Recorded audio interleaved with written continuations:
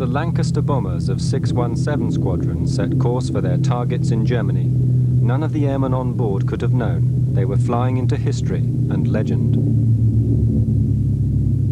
Their action that night filled the world's newspapers with dramatic pictures and stories of the enormous damage inflicted on Hitler's industrial heartland. Overnight, the aircrew became celebrities.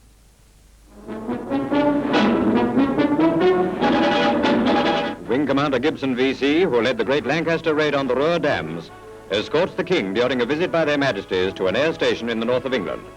The breaching of the dams was superbly executed and resulted in enormous damage and dislocation to Germany's war industry.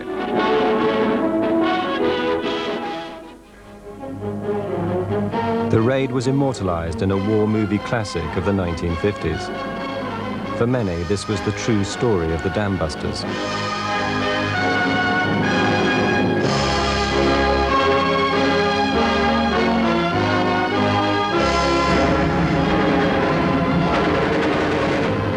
It recreates what had indeed been a highly courageous low-level mission.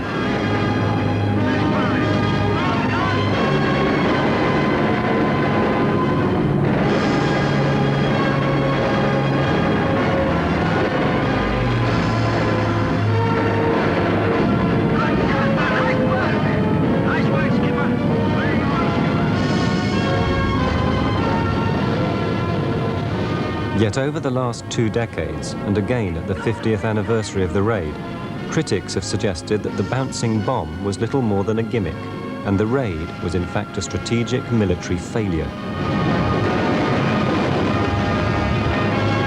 It's gone! Look! My God! It was a very gallant deed, and I think everybody admired it at that time. Strategically, I think the targets were the wrong targets. There were feelings at the time that the Dambusters raid might actually seriously damage the German war economy, but I think there's no doubt that this could never have really been a knockout blow. The idea that the raid could somehow cripple German industry for good was sheer fantasy. Für mich war dieser Angriff ein reiner Terrorakt. Es ist keine Industrie gewesen, die hätte geschädigt werden können. Das bisschen Strom, wir hatten am übernächsten Tag schon wieder Strom. Das ging ruckzuck, hatten wir Masten stehen, also hilfsmäßige Masten. Leitungen wurden gelegt von den Pionieren. Das ging ganz schnell. Also ich habe im Mauserwerk gearbeitet. Ich war schon 3 Tage später, habe ich wieder am Arbeitsplatz gesessen. After the raid, the destruction and flooding was plain to see.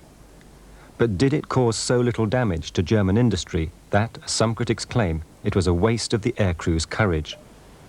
Or, as the newspapers and the feature film suggested, did it really change the course of the war? What is the truth? The untold story of the Dambusters raid begins not during the war at all, but much earlier, in the mid-1930s.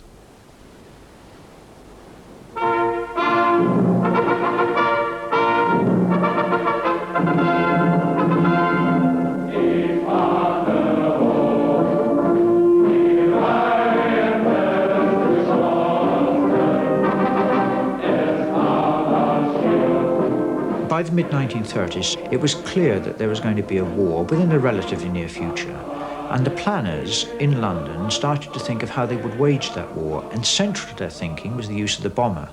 The Air Staff, therefore, in 1937 drew up a series of plans called the Western Air Plans, which aimed at attacking certain elements within Germany, and one of these elements was the Ruhr industry. And specifically, one committee then went on to identify 45 locations, particularly coking plants and power plants, which would actually, if they were destroyed, paralyze the Ruhr. Another committee looked at this and said, well, no, you don't need to go for those 45 targets. What you actually need to go for are only 2, the Möhne and the Sorpe Dam. It was thought at the time that the Möhne and Sorpe reservoirs contained 75% of the water essential for the Ruhr industries. The planners predicted that if both these dams could be destroyed together, the flooding and loss of water supply would paralyze Hitler's war production. But could it be done? The Sorpe was made up of 2 huge sloping earth banks, one underwater, either side of a central concrete core. The Myrna was quite different. A vast stone wall, narrow, highly engineered, and immensely strong. Could the RAF possibly breach both these enormous dams in a single bombing raid? Nothing like it had ever been tried before. The problem was, of course, that what could they hit it with which would break a large structure like that? They had only effectively 500-pound general-purpose bombs, which were about as useless as bouncing peanuts off the structure. So therefore, their problem was they didn't have anything which was capable of breaking it. The RAF were also limited by their aircraft. The crews struggled with primitive navigational and bomb-aiming equipment. Slow, medium-sized bombers like the Wellington could carry 4,500 pounds weight of bombs. But scientists knew it would take a 30,000-pound bomb landing in the water within 100 feet of a dam to have a chance of destroying it. It seemed an impossible task. But in 1939, there was someone who thought he might have the answer.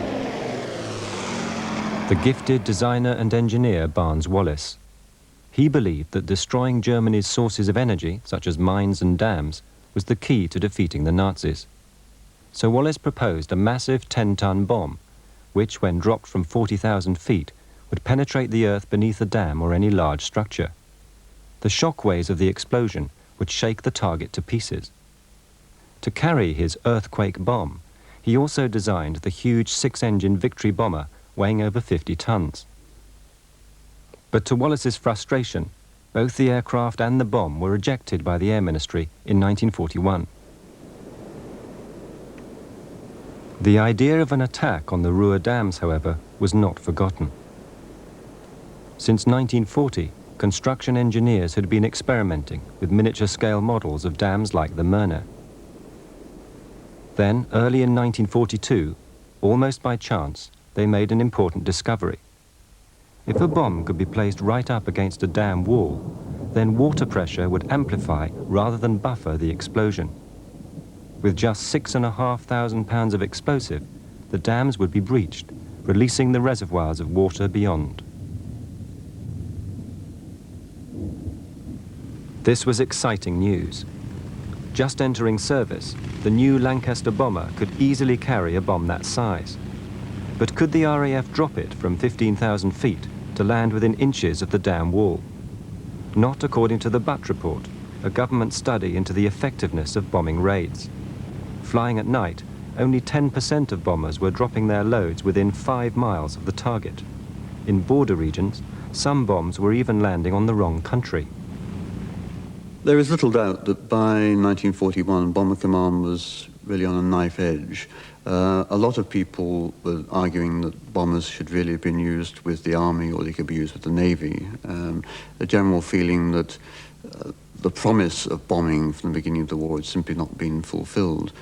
And there was accumulated evidence from things like the Butt Report that bombing was simply inaccurate, that all the claims that they were actually hitting the targets, the factories that they were setting out to hit, were largely bogus.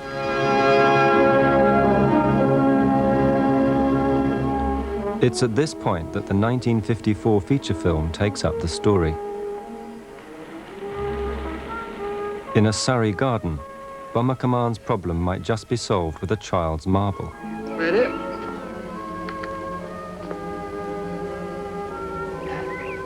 Stand by. 4, 3, 2, 1, fire. I'm sorry, it's no good. It's over there in that flower bed somewhere. My father was trying to discover whether balls would bounce off water. And why not start with marbles and do it at home, or rather away from the office so that nobody would laugh at you. He did this quite frequently. Watch it, Christopher. 4, 3, 2, 1, fire. Fire, that's good. Mark it, Mary.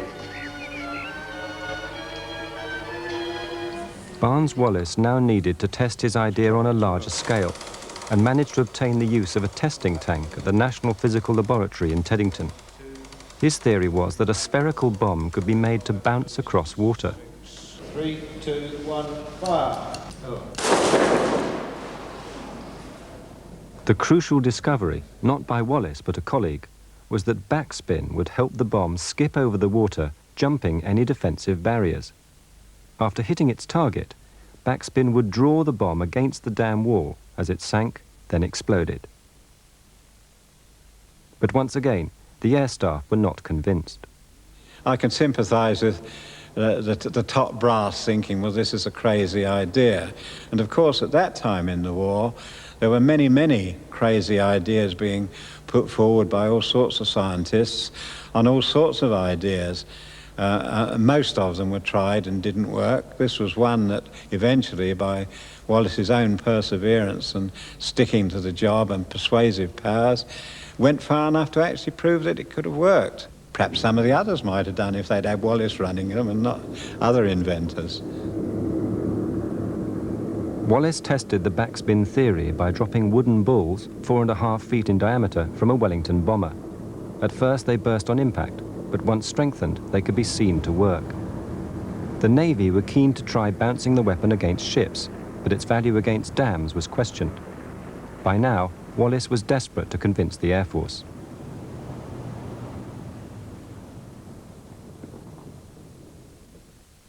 He circulated a detailed paper explaining how the bouncing bomb could be used to attack the Ruhr Valley dams, in particular the crucial targets of the Möhne and Sorpe.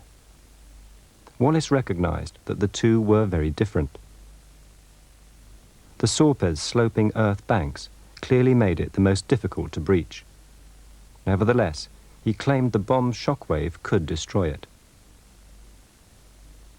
Wallace knew from the tests on models that his bomb was better suited to breaking dams like the Möhne, causing very serious flooding and great damage. Not everyone was convinced. Bomber Harris, the head of Bomber Command, described the bouncing bomb as tripe of the wildest description. There are so many ifs and buts that there is not the smallest chance of it working. Now, Harris had had a large number of harebrained schemes put up to him. This was just another one. Somebody bouncing a 5-ton lump of iron across a lake, to him, wasn't very attractive. He thought it was lunacy. For Harris, I think the issue was not perhaps the question of how technically successful it might be, but whether it was really a waste of resources, given that the real target had to be Germany's industrial cities and the whole spread of factories and transportation targets which lay within them. Wallace's employers, the aircraft designers Vickers Armstrong, also thought it a harebrained scheme. At a heated meeting, the dam's project was cancelled. One can never confront bureaucracy with calmness when it is thwarting what one knows is the right way to get something done. And remember, a war's urgent. It's not just whether you're going to make a bit more money this year, you know, put on more profit. It's urgent. The Germans are going to come. It must have been frightening, and he could see a way of fighting them. Wallace was distraught. He told the chairman of Vickers Armstrong he'd resign. But unknown to them both, the chief of the air staff had meanwhile approved the project. 3 days later, Wallace was summoned to Whitehall and asked to develop a working bomb from his prototype. But the dams had to be attacked in the spring, when the water level was at its highest, and on the night of a full moon, so the air crews could find their target. The last possible date, May the 26th, just 8 weeks away. Stunned, Wallace returned to his colleagues at Vickers. And he said afterwards that he came out of that office and he really felt sick because he realised at last his bluff had been called, so to speak, and he'd got to get on and do what for years he'd been saying he could do. As Wallace began work on the weapon, the Air Force formed a top-secret new squadron, 617, to carry out the raid. But first, they had to perfect a dangerous new skill, flying the big Lancaster bombers at very low level and at night.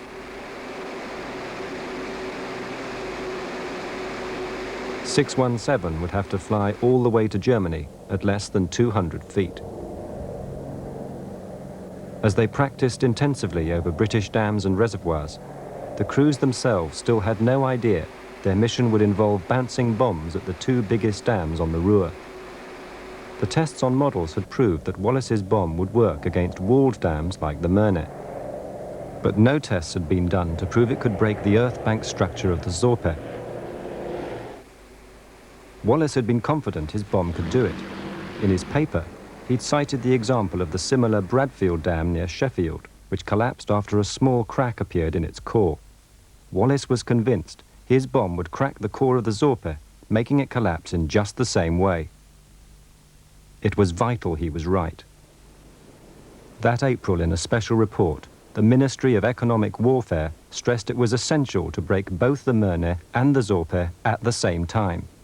They insisted that destroying only the Merne would not necessarily devastate the Ruhr. By contrast, Wallace believed that even if they could only destroy the Merne, this would disrupt industry through a serious shortage of water. As his deadline approached, Wallace could only afford to think of one thing, making his theory a reality. He'd now designed the full-size bomb. A giant pair of calipers would hold it like a huge egg beneath the Lancaster, till it was spun across the water. But would it work? When the mine hit the water for the first time, the straps gave way and the wood all flew off in various directions. And then the middle bit, really the working bit with the explosive and all the depth charges and that housed in it, merrily went bouncing along as Wallace had expected the whole ball to do. So the problem was solved quite accidentally for us. There wasn't any back to the drawing board, all the wood's flown off. How can we hold it on? Because I don't suppose we'd have ever found the answer to that. Fortunately, nature did it for us. So tests continued with the new cylindrical bomb, codenamed Upkeep.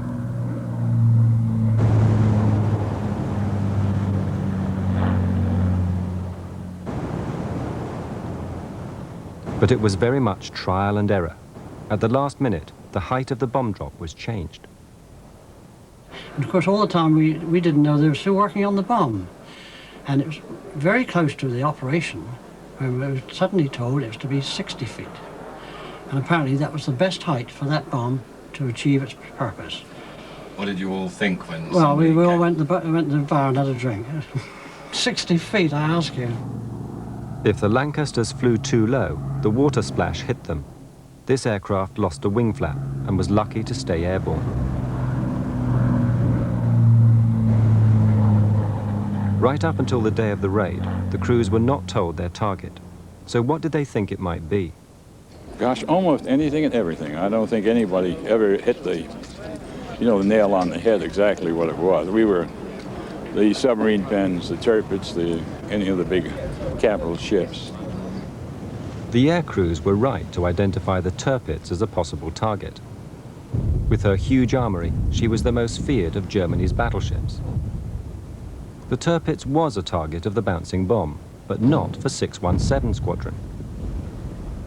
The Lancaster crews couldn't have known that another top-secret squadron, 618, equipped with the lighter, faster Mosquito, had been formed just 11 days after 617. To gain the maximum element of surprise, the plan was that they would attack the Tirpitz with this smaller bouncing bomb within days of the dam's raid.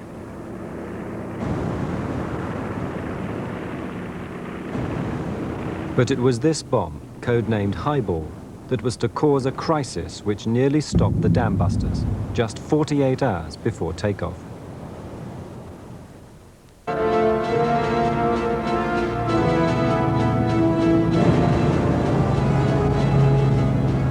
Just a few days before the night of the May full moon, 617 Squadron and their cylindrical Upkeep bombs were beginning to perform well, to the delight of Wallace and his team.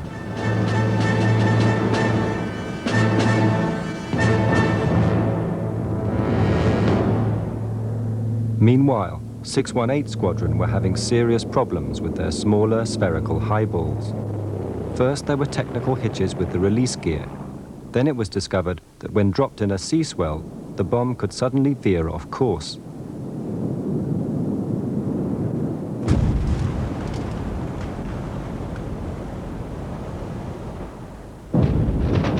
Clearly, Highball was not yet ready for the Tirpitz. There though upkeep was ready for the dams.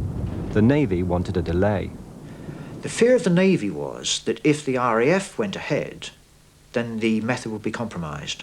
The RAF's fear was that if they delayed, any delay beyond the 26th of May meant that they'd have to delay it perhaps for another year, that then secrecy would be lost and somehow or other the whole idea would be compromised.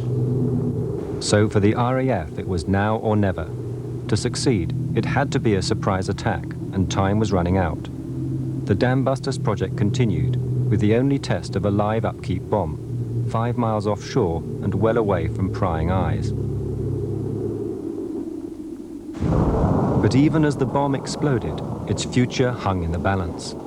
The chiefs of staff, visiting Washington with Churchill, were asked for a decision.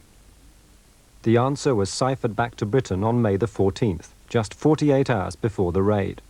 The operation, codenamed Chastise, was to go ahead. 19 Lancasters were to attack a total of 6 dams, including the Ada in the Weser district. But the two most crucial targets, both on the Ruhr, were the Möhne and the Sorpe. But there was a problem. It was now realized that the Sorpe had no towers for the crews to fix their sights on, so it was an even more difficult target than had been thought. With the raid now imminent, a special new method of attack would have to be worked out for the Sorpe. Assuming all went to plan, between 8 and 12 aircraft would attack it, each Lancaster carrying 1 upkeep bomb. After weeks of training, the air crews were finally told of their mission. For many, it was the longest briefing they'd known, and their reaction to the news of the target was mixed. Some felt a sense of foreboding. John Burpee came over to me before takeoff. Being a Canadian friend, he thrust out his hand and said, "Goodbye, Ken." That was not unusual. You may think so now, but we weren't foolish enough to think this was a sure bet, let's face it. If you made this one, you were going to be very lucky. Ken Brown and his crew on board Lancaster F for Freddy took off in the third and last wave of bombers. Theirs was to be a dramatic attack, never revealed by the feature film. Most of the other Lancasters were already over Germany as F for Freddy crossed the enemy coast. The big bombers flew low to avoid flak gunners and night fighters, but in the moonlight they felt only too conspicuous. It was a beautiful, clear, moonlit night. I remember very clearly, everything was so green, Holland, and then further on over Germany. And objects stood out, churches, pylons, rivers and canals. You could tell very easily if you were off course. The navigator was sitting at the table. He could not see outside. Who could see outside but the bomb aimer and the pilot and the flight engineer? But they had their work to do. So the bomb aimer, it fell to the bomb aimer to do all the map reading. I would pass on that information to Dudley Heel, who would plot it on his charts. Well, myself and Steve, our bomb aimer, we worked very closely together. He was in the nose, and so I depended greatly on the information he gave me as to what he could see. And that's how we managed to keep largely on track. Our main concern was high tension cables.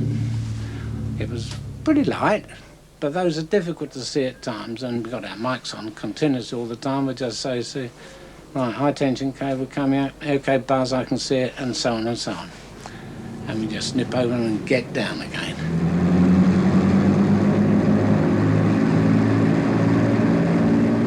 They twinkled in the moonlight. If you see the high tension wires there, twinkling, you know you can go over them. If you see them there, you can't. You've got to make a decision to go under them. You'll never make it over. And you've got to make that decision long before you ever reach there. But that is an actual fact. People saw them up here and tried to go over them, and they just mushed through them. Bad news. Far ahead of F for Freddy, the first wave of Lancasters were approaching their main target. Their attack on the walled Möhne Dam was a total surprise. 220. This is fine. I can see everything.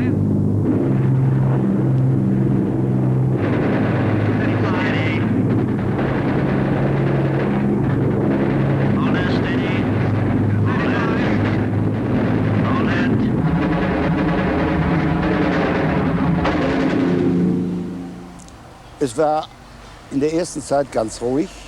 Man hörte kaum irgendetwas. Nur in der Ferne hörte man laute lauten Fluchlärm. Und wir dachten, oh Gott, das ist weit weg. Ne? Bis plötzlich ein heller Lichtschein zu sehen war und eine große Detonation.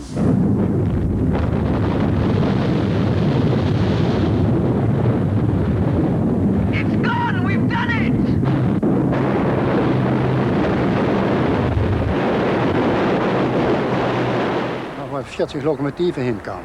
Zo dat geluid, dat geruis war dat, van dat Wasser.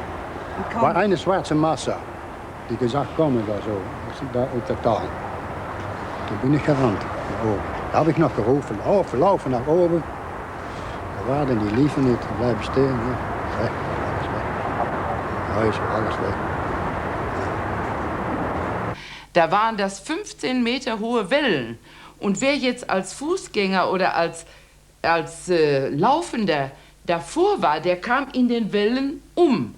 Wir haben die Wellen noch gesehen, aber wir sind davor weggekommen. Und, aber das war schrecklich. Dieses Schreien, was auch ganz schlimm war, unterhalb des Wiedenberges, das ist an der Möhne gelegen, ein Berg, da standen Baracken, wo Zwangsarbeiterinnen, Russinnen wohnten und untergebracht waren. Und die waren nun alle in diesen Gebäuden, in diesen Baracken gefangen und auch konnten da nicht raus. Die sind dann in den Baracken zum Teil geschwommen bis an diese Betonbrücke und da zerstellten die Baracken und dann dieses schreckliche Schreien dieser Gefangenen. Das habe ich heute noch in den Ohren. Das Schreien, das war ganz, ganz schlimm. Das war eine ganz schlimme Erinnerung an diese Nacht. It had taken not one, but 5 upkeep bombs to breach the walls of the Möhne. 70 miles to the east, the Ada had also been breached with 3 more. F for Freddy and the remaining aircraft now turned towards the crucial Sorpe. They were still over Holland, just behind John Burpee in S for Sugar. We were about 30 seconds to a minute behind Burpee, the aircraft which Burpee was flying. He flew over a German aerodrome. He was north of us, and why he was there, I have no idea. I dare say the wind had carried him off, or his compass may have been out. And over on the left there we saw some flames and sparks and, you know, a lot of fireworks going on. And we knew, Ken said, God damn, that must be Burpee or Barlow. And it was, of course. As a matter of fact, they probably saved our skins, because had we been over a bit further, we'd probably been the first to be hit. We saw the tracers coming up. We saw the tracers stop when it hit this aircraft. We saw the flames coming up. It must have hit the pilot. He must have been hit because the aircraft started climbing slowly, and then it turned, and a few seconds later, we saw a big big explosion. But they went down. Tremendous explosion. The whole valley was a great orange ball, and I looked to my port side and saw a road, and I went down the road. It was the only thing I could do. There was no other cover. The rest of it was trees, so we hid behind the trees and went along the road. And it was a pity, it was a shame, and we feel very upset about it, you know, loss of life. And in my opinion, because they weren't down low enough. 3 Lancasters were shot down before they even got to the Sorpe. Others turned back. F for Freddy was one of only 2 bombers to attack the dam known to be the hardest to breach. When we went to the Sorpe, the whole valley was filled with fog. The only thing we could see was the village on top, the church spire, sticking through the fog. And that's all we had to go on. We made several runs just to find the dam itself. As a matter of fact, the third one, we almost crashed into it. The crew had been instructed to approach the earth-packed Sorpe from a different angle, flying not towards the dam, but parallel to it. The bomb was not to spin or bounce. And we had to try about 6 or 8 times before we got the right height, speed, and location before I dropped the bomb. And off she went, and I clearly remember, you know, taps right open, throttles right through the max boost, and getting out of it, and turning around, and then I saw this water spout go, and in those days it was something quite incredible. The plume was between the moon and ourselves, and you can really see it. What did it look like? Just a big fountain of water come straight up. Well, that must have been a very reassuring sight. It was, and then we looked to see if the dam was still there, and it was still there. The dam held. It was later realized that Wallace's theory, based on the Bradfield Dam, was flawed. The Bradfield had only had a clay core. The Sorpes was solid concrete. With dawn approaching, F for Freddy headed for home, flying over the flooded Myrna on the way. Oh, it was immense. You can imagine the gates opening on a dam and the amount of water going through. Well, that's just how it was. A torrent of water going down the valley. To this day, I just look down there because I'm there, I can see things, and I said, Jesus Christ. And Ken tipped the aircraft so he could see, and Dudley came from behind the curtain and looked out, and there she was. And this water gushing out like, well, it was incredible, incredible. You did wonder because you could see cars with lights on disappear, obviously underwater, and that must have happened quite a lot. You did wonder if it was all worth it. No, it wasn't very nice that people were dying down there, and you knew you had been responsible for it. Even though if you could start all over again, you would have done just the same because you felt that was your duty. One by one, the surviving Lancasters touched down at RAF Scampton. As dawn broke, it became clear that the squadron's success in breaching the Myrna and the Ada had been very costly. 8 of the 19 aircraft had failed to return. Of the 133 men who flew on the raid, 53 had been killed. Barnes-Wallis was stunned by the losses. I don't think he'd envisaged in any very clear sense that outcome, although I suppose he must have known it would happen. But perhaps it was the deaths were greater in number than he'd thought. And he was very, very upset. I think it may be that he felt that had he known how many young men would go, he might have thought perhaps he would not have set the whole raid in motion. I don't know about that. That certainly is what he said. I don't think he really appreciated that we were going to lose anybody. He was concentrating so much on whether his invention would work and whether his vision of breaching the dams was going to be achieved. As dawn broke over the shattered Myrna and Ada dams, the local people faced scenes of devastation. Es war eine große Aufregung und großes Entsetzen bei der ganzen Bevölkerung.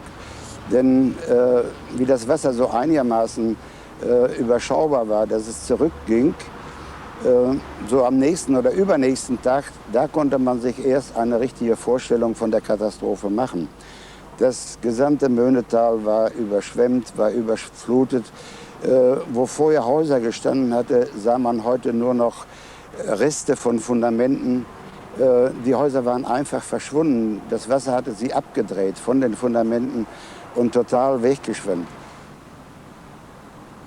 Das ganze Ruhrtal war mit Kadavern von Rindern, Schafen, Hühnern, Pferden und allem möglichen Vieh übersät, ebenso mit sehr, sehr vielen Leichen, sodass man Wochen, Monate hinterher noch diese Leichen, die zum Teil zum Teil bis zur Unkenntlichkeit zerstört waren, kann man sagen, identifiziert worden sind. In all, 1,300 people had been drowned. Over 200 had simply been swept away in the deluge, never to be seen again. Those victims who could be identified were often found tens of kilometers downstream. All the local police could do was circulate numbered photographs to those whose relatives were missing.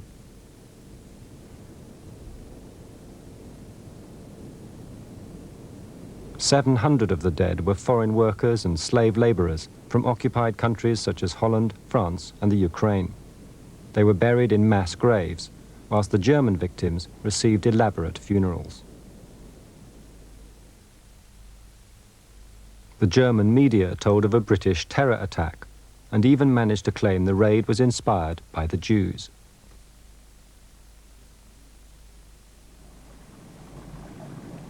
The flooding was widespread. These scenes of the shattered remains of the village of Neheim have never been broadcast before. For 50 years, this unique footage has remained under lock and key.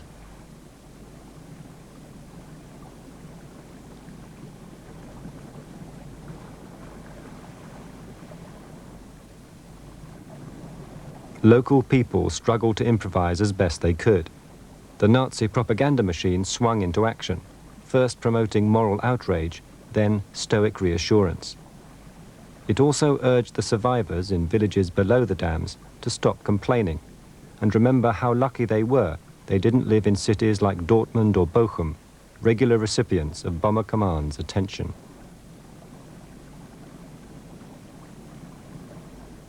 Hitler reacted with fury, blaming the Luftwaffe for failing to stop the attacking bombers. But the Minister of Production, Albert Speer, realized the devastation of industry was not nearly as great as it might have been. If the Sorpe had been destroyed instead of the Eder, said Speer, Ruhr production would have suffered the heaviest possible blow. Today, others agree. The Eder dam had nothing to do with the industry, in the Ruhr Valley.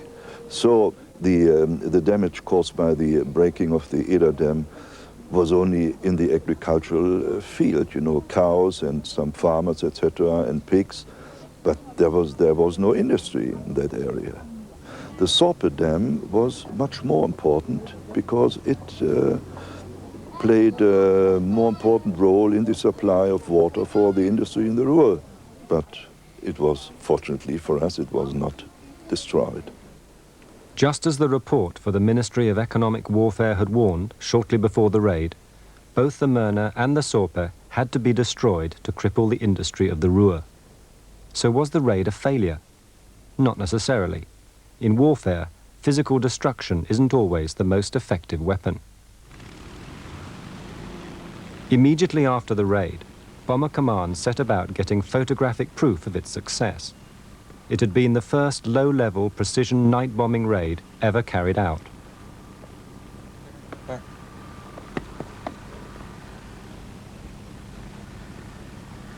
A photo reconnaissance Spitfire took off and headed for the Ruhr.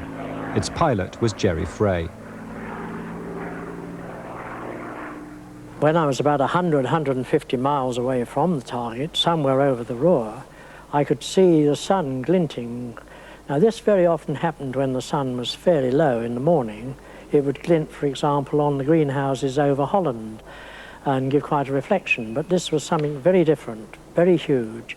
And it was, in fact, the sun shining off this muddy river that was pouring down from the dam itself. And although there were no regrets, yes, one certainly felt, my God, it must have been an awful mess down there last night. I then moved on to the Eder, which had also been hit, but of course it's much more in a winding valley, the Eder, and more difficult to locate, although the lake was emptying so rapidly above that you could see this enormous mud bank where the lake had been. And then on to the Sorpe, and this had not been breached, but there were splash marks where something had gone over the top of it. Normally, aerial reconnaissance photographs were treated with the utmost secrecy. But in this case, the Air Ministry realized their propaganda value outweighed the physical damage caused to the Germans on the ground. The pictures were quickly released to the press. Within a couple of days of the raid, the images of the broken dams had made front-page news around the Allied world. But the political impact of the raid was to be equally significant. The photographs of flooded area and flood damage were quite spectacular, and I think that publicising the dams raid in this way was partly a result of the extremely good visual material that was available. The Dambusters Raid also helped Britain in its relations with its two allies, the Soviet Union and the United States. It persuaded Stalin that the British really were serious about defeating Hitler in Europe, and Stalin had been anxious about that for a long time. It helped to persuade the Americans to keep in Europe rather than turn to the Pacific, where a lot of American opinion wanted American forces to be used. I think in both those areas, the raid did contribute to Churchill's efforts to keep both those allies concentrating on the European question. Churchill made good use of the RAF's success. Just 2 days after the raid, he was in Washington, addressing the United States Congress. In his speech, he was able to highlight the dams raid as an effective strike against Nazi Germany. It was just what the Americans wanted to hear. Surely lie before peace comes back to the world.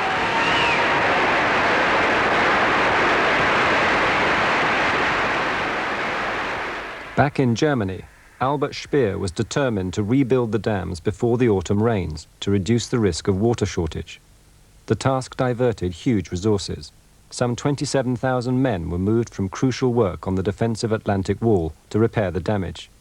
10,000 frontline troops were ordered to guard all of Germany's vulnerable dams.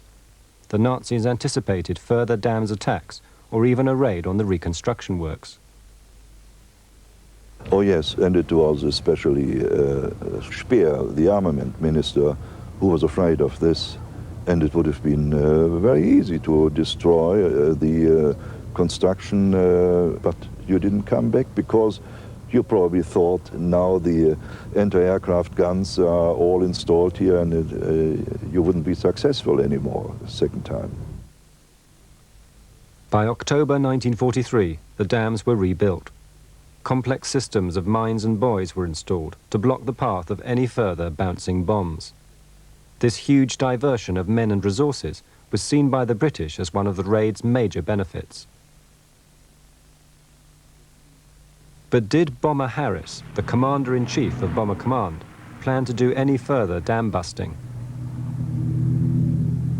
Although the operation was technically a success, two dams were effectively breached, Harris remained hostile to the whole idea of dam busting. Two reasons, I think. First of all, because of the extraordinary toll on the crews. He said he simply couldn't send men out with a 50% chance of being killed or captured.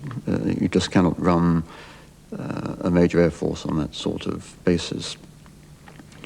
Second, I think Harris was simply never persuaded that creating local flood damage really would inflict serious injury on the German war economy. He was convinced that the city-busting program against major industrial centres really was the more sensible use of resources. 617 Squadron were never again to use upkeep, but that wasn't the end of the bouncing bomb story. There was still 618 Squadron and its smaller bomb, Highball. The problems with Highball, which had been experienced in early 1943, which led to the clash between the RAF and the Admiralty, and the RAF going ahead with upkeep while Highball was not used, had actually been solved. By late 1944, the weapon was a viable proposition, but of course by that time, the Tirpitz was no longer a target because the Tirpitz, of course, had been sunk. So it was decided that this weapon would be used against Japanese capital ships in the Pacific. And to that end, 618 went off to Australia and were based in Australia with the idea of them being used in the Pacific in cooperation with the Americans. The Americans themselves had been very interested in highball and had themselves done some experiments on highball, which had failed. And there is one strain of thought which suggests that the Americans were not convinced that the weapon would actually be useful. It might actually malfunction and blow up the aircraft as done in their trials.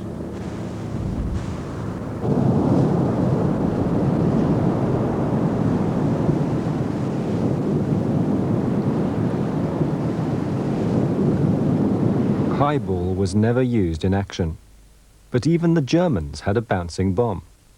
On the night of the Dambusters raid itself, Flight Lieutenant Barlow's Lancaster had crashed north of Gladbeck.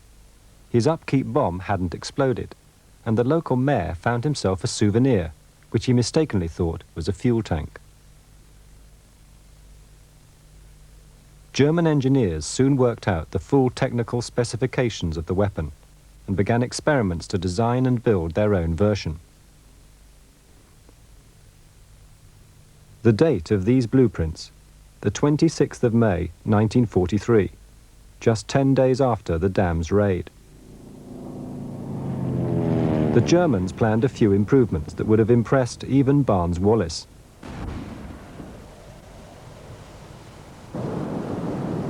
Their rocket-powered bouncing bomb had a range of over 4 kilometers.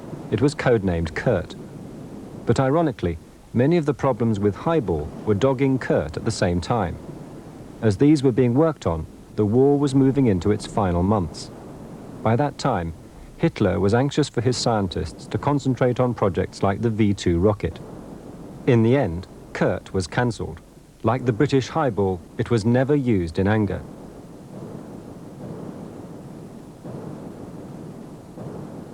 Of all the different bouncing bombs developed during World War II, only one was ever used, on the night of the Dambusters raid. The Myrna and Ada dams were rebuilt. The Sorpe had survived, and the devastation had little lasting effect. The Dambusters raid has become legend, but was it really worthwhile? Looking back at the raid, one has to say that its immediate effect was not that great. Certainly not as great, I think, as its proponents had expected. It did produce a certain amount of dislocation in the industries of the Ruhr Valley, but that was very quickly put back. And the point I think that Harris always made, the attack on the dams was just a small part of a general campaign that he was waging against Ruhr industry. And arguably the conventional bombing attacks on heavy industry in Essen, for example, and Düsseldorf was as damaging during this period as the Dambusters raid. I don't care what anybody says. 50 years later, to sit back and say, it wasn't worth it. I say the opposite. It was worth it, especially to the morale of the people. You could walk into a pub and never buy a drink, really. Was it worth it? Well, I'd lost a lot of friends. Did you want me to jump up and down and say, yes, it was well worth it? I was sorry to lose my chums. To me, personally, it wasn't worth it. But as far as the moral build-up of the whole country, I'm sure it was well worth it. It was well received in America as well as in England. It was a real booster, there's no doubt about it. Had a tremendous effect.